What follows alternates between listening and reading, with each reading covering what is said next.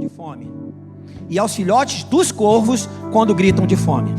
Não é a força do cavalo que lhe dá satisfação, nem a agilidade do homem que lhe agrada. O Senhor se agrada dos que o temem, dos que depositam sua esperança no seu amor leal. Você pode dar um glória a Deus por isso? Verso 12: exalte o Senhor, ó Jerusalém, louve o seu Deus, ó Sião, pois ele reforçou as trancas de suas portas e abençoou o seu povo que lá habita. É ele quem mantém as suas fronteiras em segurança e que a supre do melhor do trigo.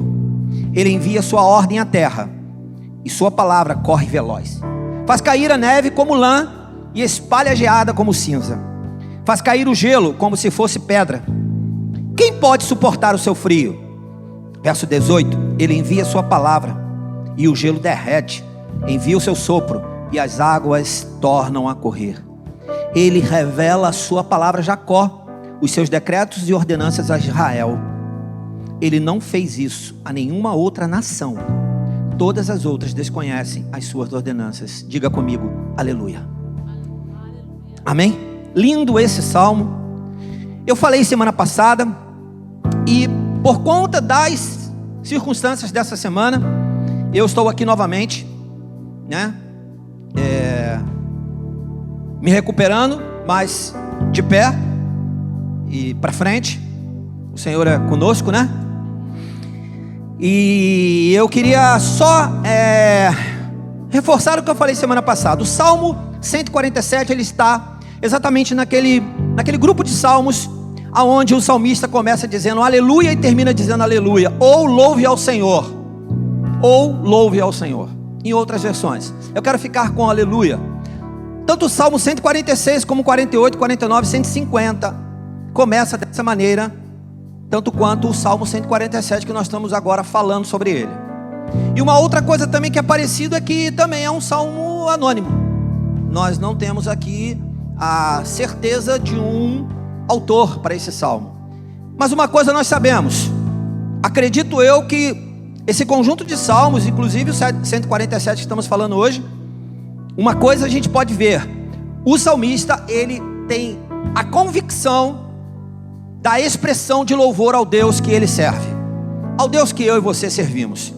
Ele destaca isso de forma muito clara e não tem como a gente não entender isso. Inclusive, né, o salmo começa dessa maneira, ele dizendo aleluia e dizendo louve ao Senhor, louve ao Senhor. Então eu quero separar esse momento para a gente desenvolver um pouquinho esse salmo.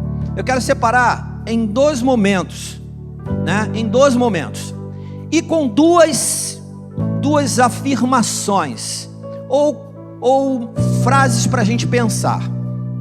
A primeira é: o que devo fazer? Né? O que devo fazer?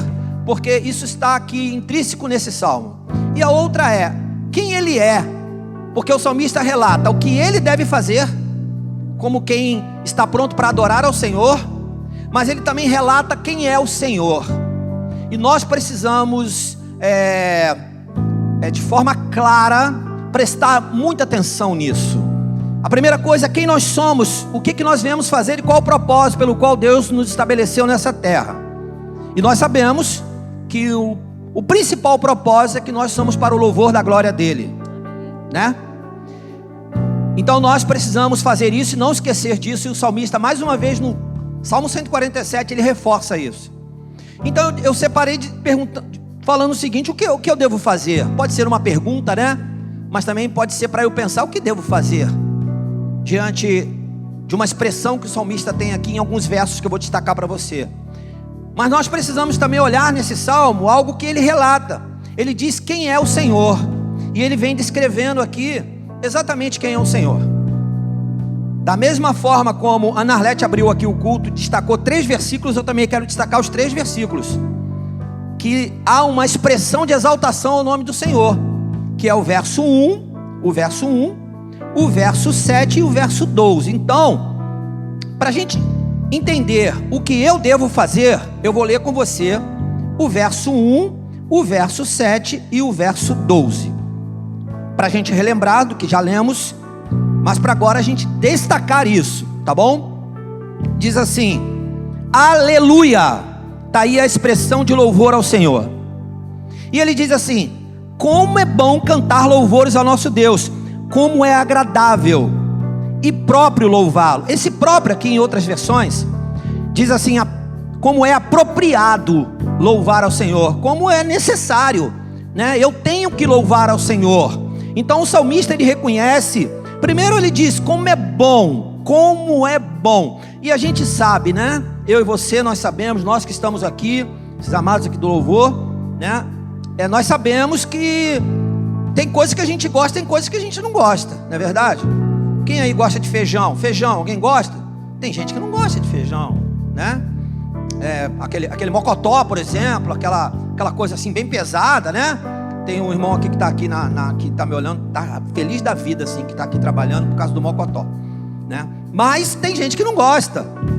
Mas o salmista, ele traz uma declaração, que eu acredito que é uma declaração espiritual, uma declaração de fé. Ele diz assim: como é bom.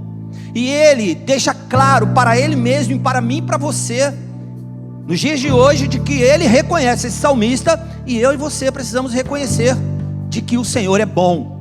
Amém? E se ele é bom, de alguma forma eu preciso mostrar para ele a minha expressão de adoração a ele, de louvor a ele. E ele diz isso: como é bom cantar louvores ao nosso Deus, como é agradável e apropriado louvá-lo, ou próprio louvá-lo. E lá no verso 7 tem uma outra expressão que ele diz assim: cantem ao Senhor com ações de graças, ao som da harpa façam música para o nosso Deus. Aleluia, glória a Deus. Queridos, aqui tem coisas interessantes aqui, porque assim, a Bíblia diz que em meio aos louvores o Senhor opera. Em meio aos louvores, a libertação, a cura. Você crê nisso? Se crê, levante sua mãozinha aí, dá um glória a Deus por isso. Então nós precisamos ter uma expressão de canto, de cantar, de cântico, enfim, de cantar, de expressar louvores. Ah, minha voz é feia, não é disso que nós estamos falando. Ah, eu não sou da equipe de louvor, não é disso que nós estamos falando. Nós estamos falando de alguém que declara que eu e você, nós precisamos cantar ao nosso Deus. Nós precisamos cantar as canções que agradam o nosso Deus. E que canções são essas? São letras que saem do nosso coração. São letras que são expressões de adoração, que saem diretamente do nosso coração e não passa por nenhum ruído.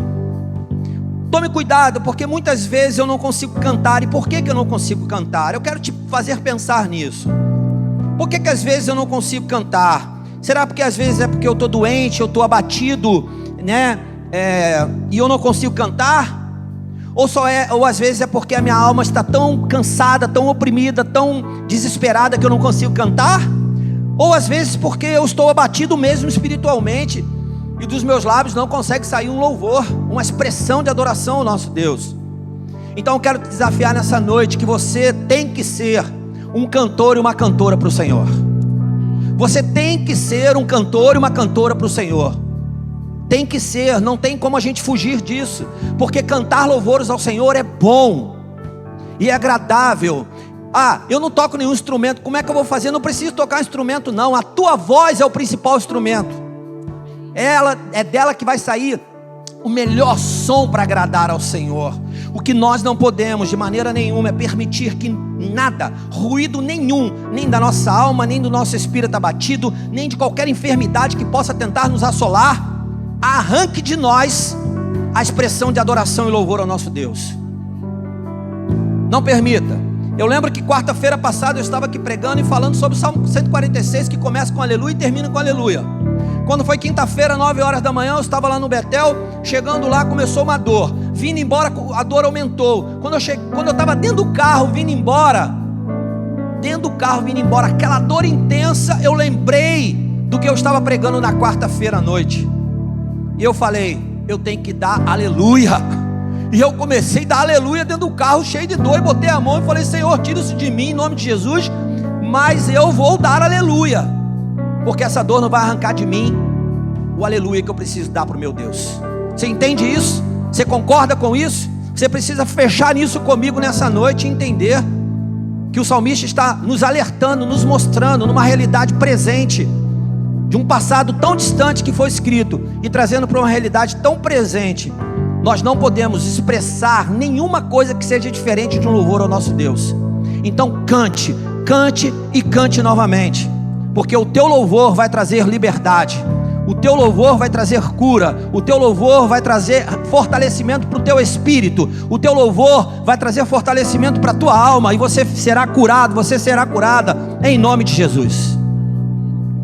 E a gente termina esse primeiro, o que eu devo ser, com o verso 12. E o verso 12 diz assim: exalte o Senhor, ó Jerusalém. Jerusalém sou eu e você, tá? É uma expressão do passado que remete aos dias de hoje, à igreja do Senhor Jesus. Louve o seu Deus, ó Sião, que é a mesma coisa. É a igreja, é o povo separado, escolhido. É quando você decidiu que o Deus de Israel, o Deus de Jacó, o Deus de Isaac, o Deus de Abraão, esse Deus seria o teu Deus.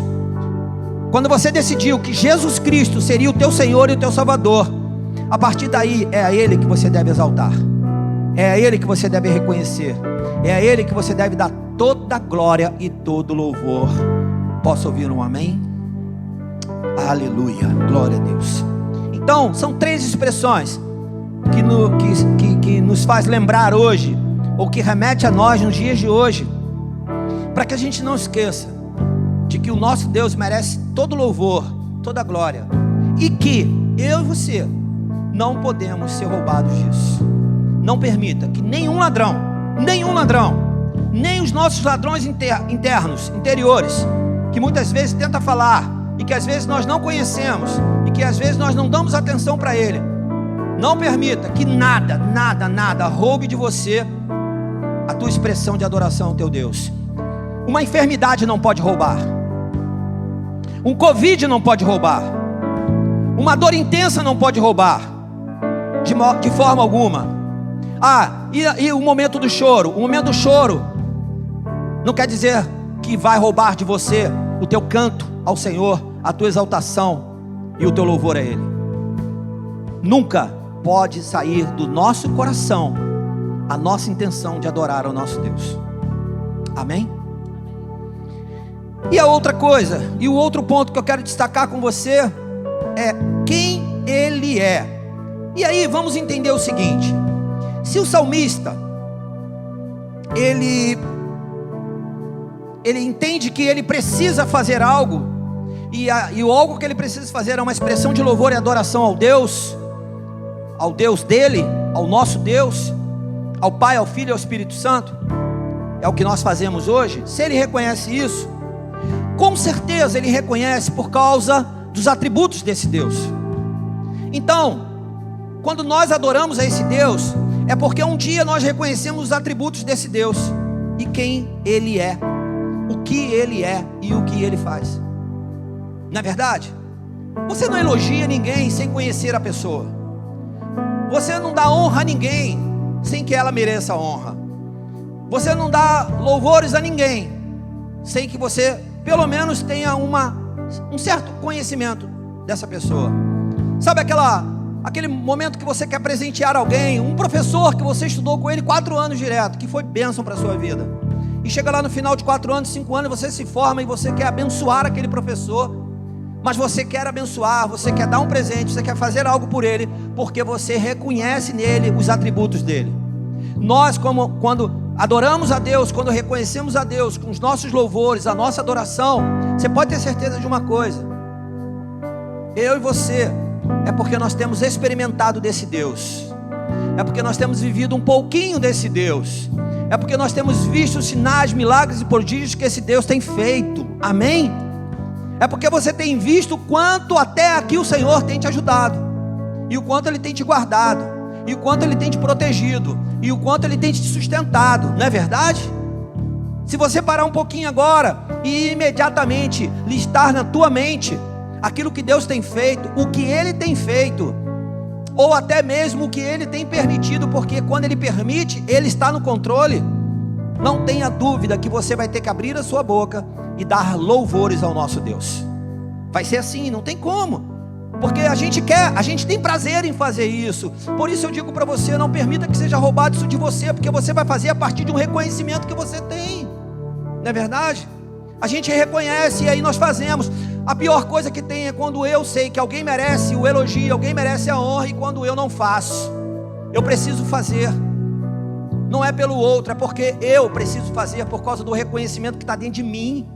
Então nessa noite o que nós queremos destacar aqui é que você não pode ser roubado no teu coração, o reconhecimento que já está no teu coração pelo Deus poderoso que cuida de você.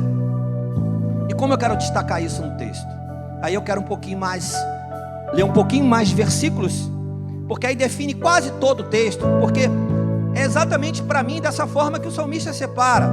E aí vamos lá, vamos pegar o do verso 2 ao verso 6, por exemplo. Olha só. Olha o que fala no verso 2. Ele começa dizendo o seguinte: o Senhor edifica Jerusalém. Presta atenção nisso. É o Deus que realiza coisas. Ele reúne os exilados de Israel.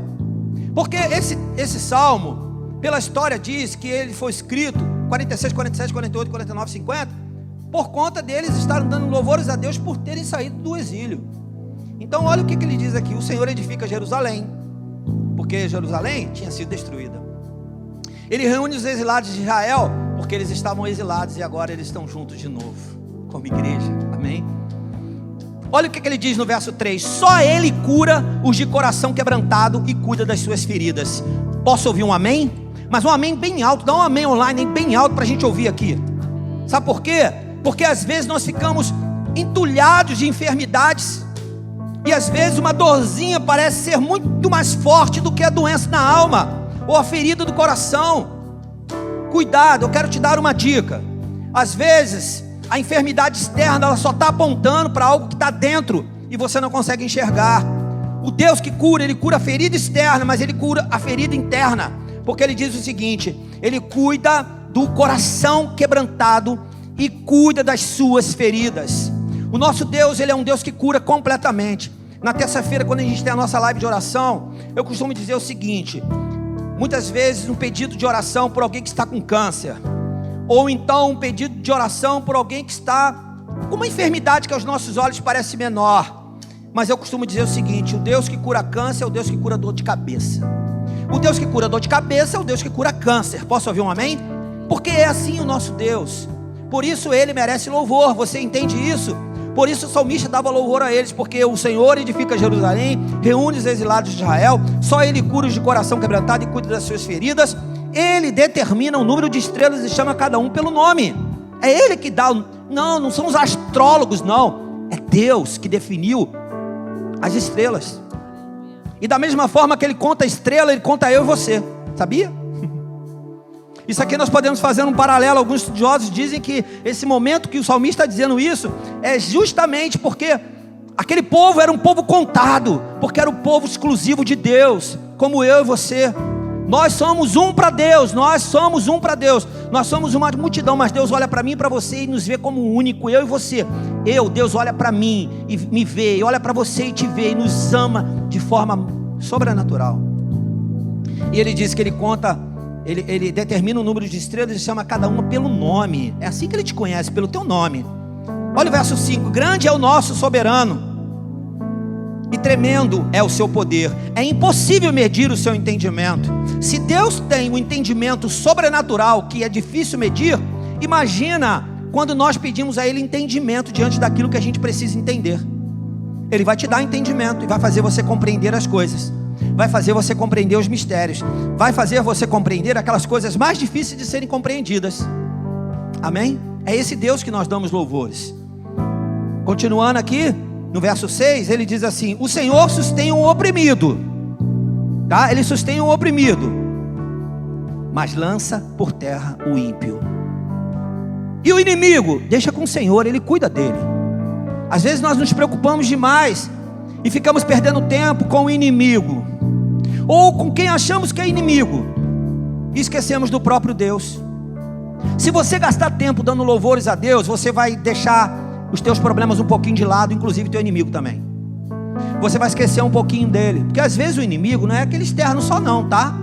Às vezes é aquele inimigo também que está ali dentro, né? Aquelas raposinhas que estão ali tentando minar as suas forças. Então, se você dá louvores ao Senhor, o Senhor é aquele que cuida.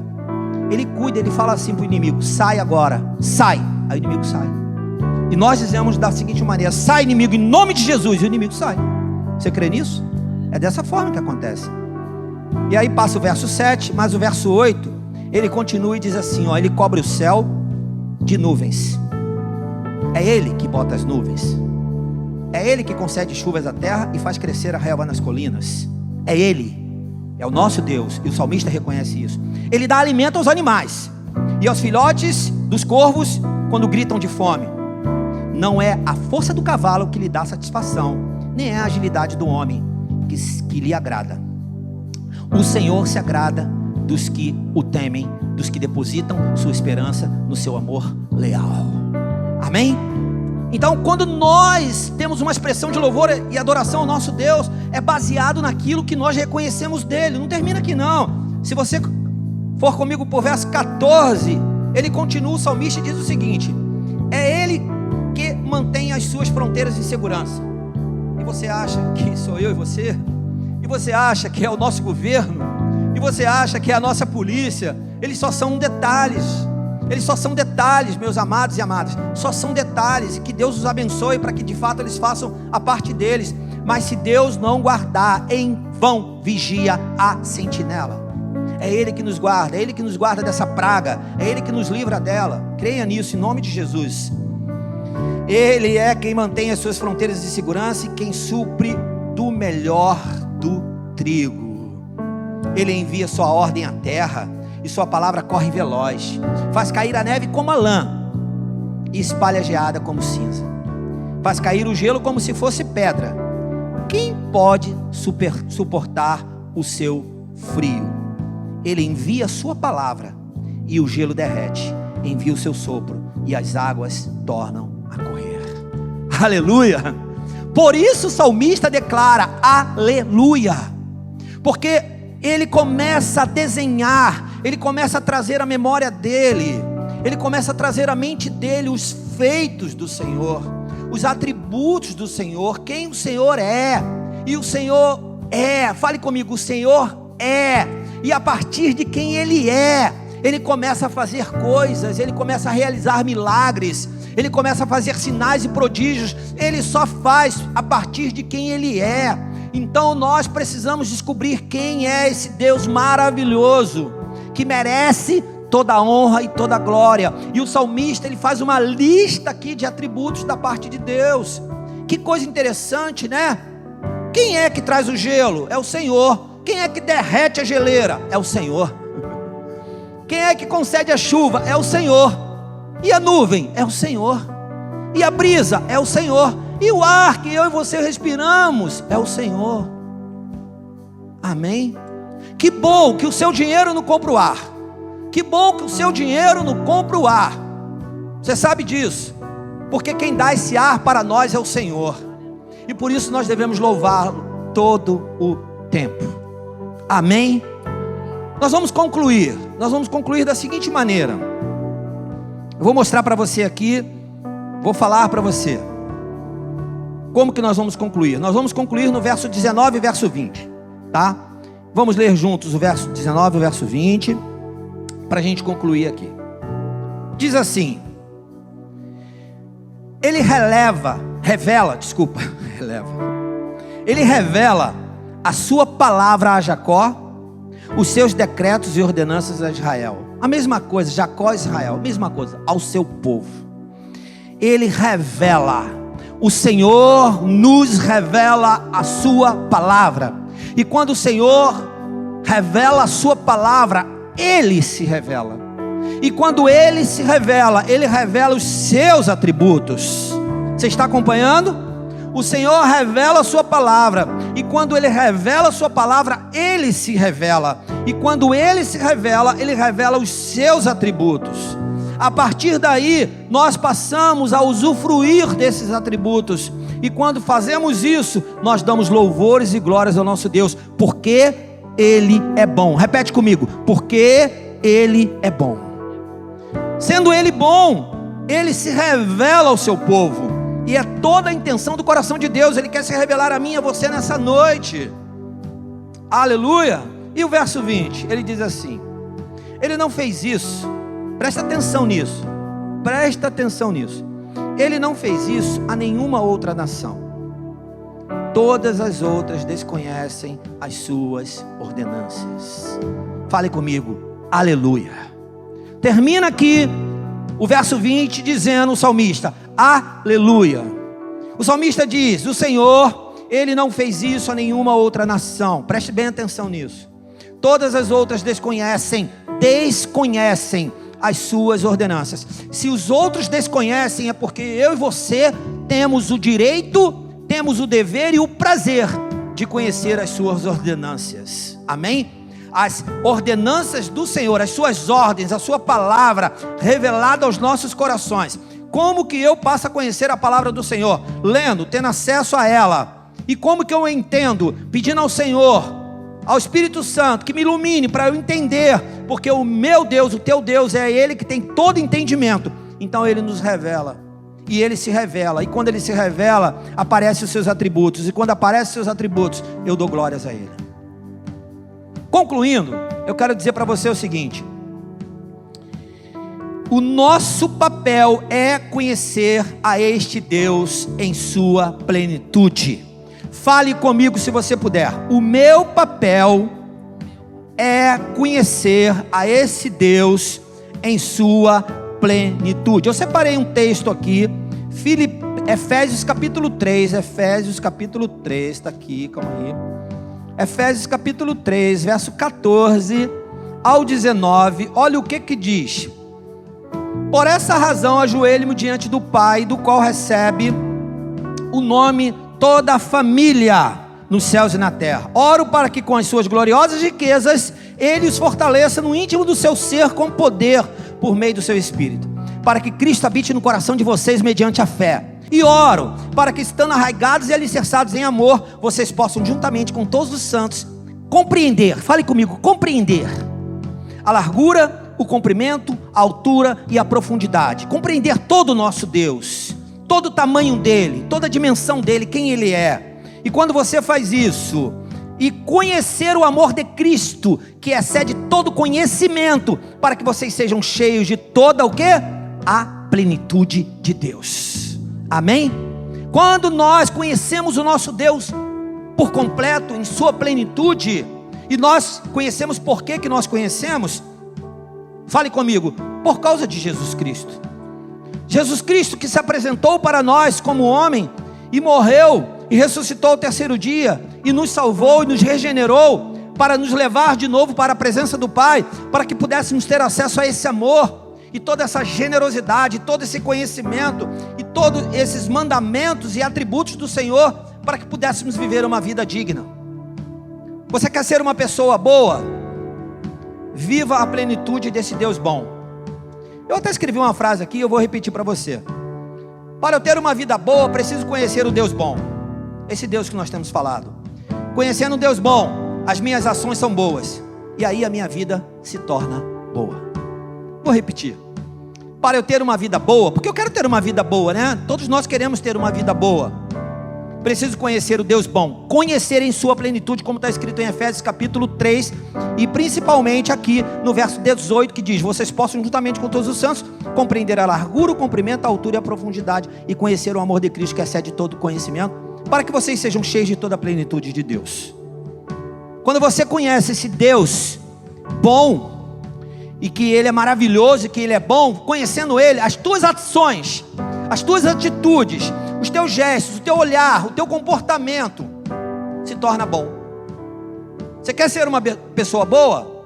Se derrame na presença desse Deus bom, esse Deus que merece todo louvor, esse Deus que tem todos esses atributos que o salmista relatou para nós, e que certamente na sua listinha você relata também muitas coisas boas da parte dele para com você. Então, se você busca esse Deus, não é só falar desse Deus, mas é viver na plenitude de quem Ele é. Não é só contar as histórias desse Deus, mas é viver as experiências que Ele tem para levar você a viver. E quando você começa a fazer isso, você começa a se tornar uma pessoa boa, porque você vive os atributos bons de Deus.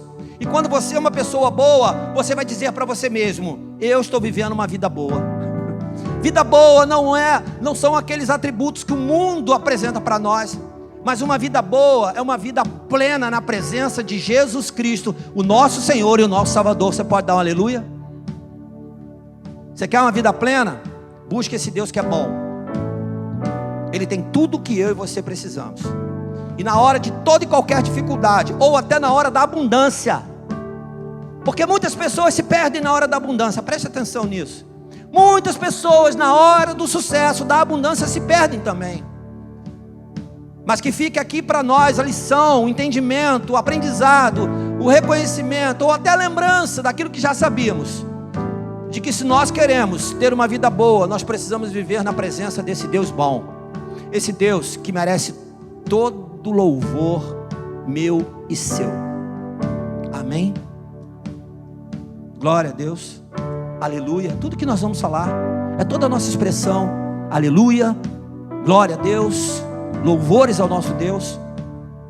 Nós vamos cantar de novo aleluia, pode ser? Você vai cantar junto. Nós vamos cantar aqui um pouquinho e depois nós vamos orar. E eu queria que você estivesse bem atento, bem atenta. Eu sei que você se preparou para prestar esse culto ao Senhor, e o Senhor vai te abençoar pela tua responsabilidade com você mesmo de estar aí prestando esse culto. Então nós vamos cantar aleluia de todo o nosso coração. Nós aqui vamos fazer isso. Somos poucos aqui, todos trabalhando, todos literalmente trabalhando, mas nós vamos cantar aleluia e você vai cantar conosco. Depois nós vamos orar, porque eu quero muito que você viva na plenitude desse Deus maravilhoso, diante de toda e qualquer situação. Saiba de uma coisa: Ele está cuidando de você.